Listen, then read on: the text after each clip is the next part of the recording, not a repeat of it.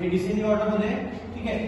आता काय करायचं, सगळ्यात पहिले याचा कोणताही प्रॉब्लेम असा आला ज्याच्यामध्ये क्लास इंटरव्हल आणि फ्रिक्वेन्सी दिलेली असेल तर कंपल्सरी याच्यामध्ये 3 कॉलम काढायचे. 3च कॉलम याच्यामध्ये काढावे लागतात. आणि पहिल्या 2 कॉलम मध्ये क्लास इंटरव्हल जे उदाहरणात दिलेलं आहे, एक्झाम्पल मध्ये दिलेलं आहे, ती जशा तशी दिली आहे.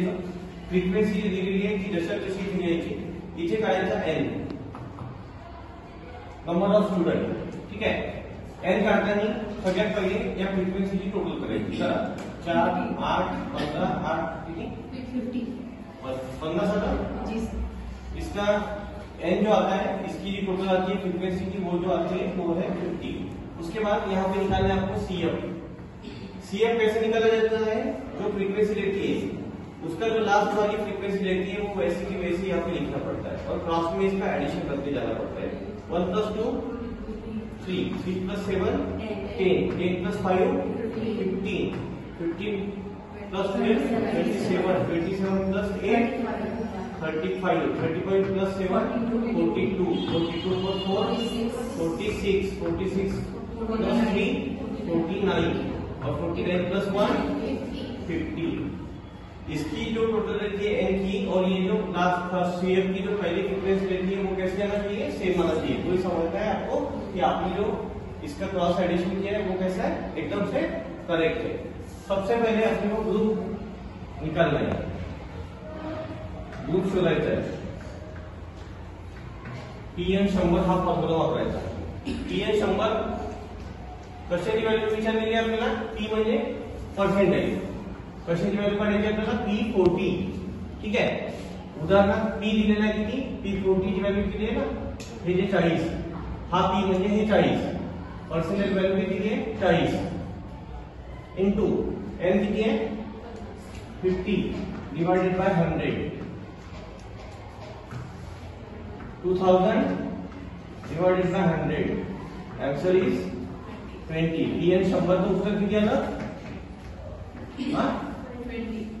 हे P कुठून घेतला आपण, जी कोणत्या उदाहरणामध्ये व्हॅल्यू विचारली जाते त्या ती व्हॅल्यू आपण इथे टाकतो 40, ठीक आहे.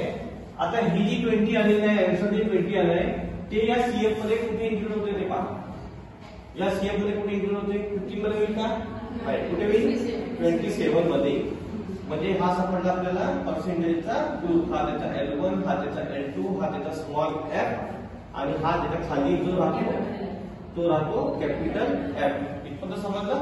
त्याच्यानंतर आपला जो फॉर्म्युला आहे, actual formula by applying formula, पहिले ते गिव्हन डाटा घेऊन घ्यायचं. आपल्याला जे जे सापडलं ते एका सिक्वेन्स मध्ये लिहायचं. सगळ्यात पहिले इथे आपल्याला काय पाहिजे, LP पाहिजे, मग काय पाहिजे PN 100 पाहिजे, मग काय पाहिजे F पाहिजे, नंतर काय पाहिजे स्मॉल f पाहिजे आणि काय पाहिजे I पाहिजे.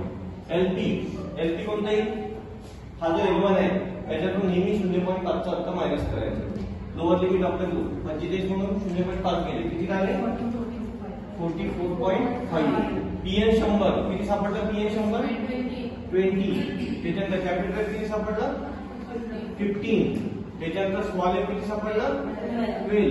आणि I कसा काढायचा, याचा पहिला ग्रुप आणि दुसऱ्या ग्रुप मधला अंतर कितना आंसर आता है इसका 5.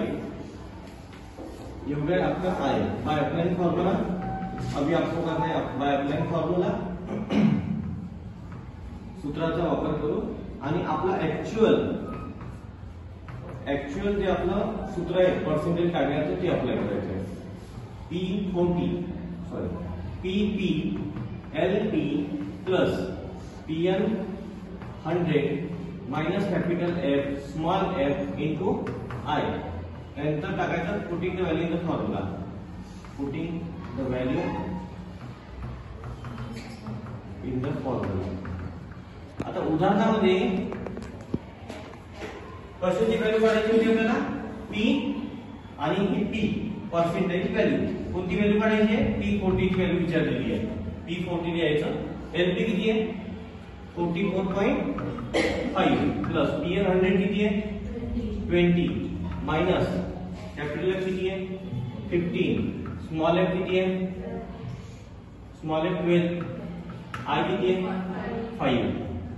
त्याच्यानंतर P40 is equal to 44.5 plus 20 म्हणून 15 गेले 5 डिवाइडेड बाय 12 इंटू 5 त्याच्यानंतर P40 is equal to 44.5 plus 5 divided by 12 into 5 into 5 25 divided by 12. P40 is equal to 44.5 plus 25 divided by 12 किती होतात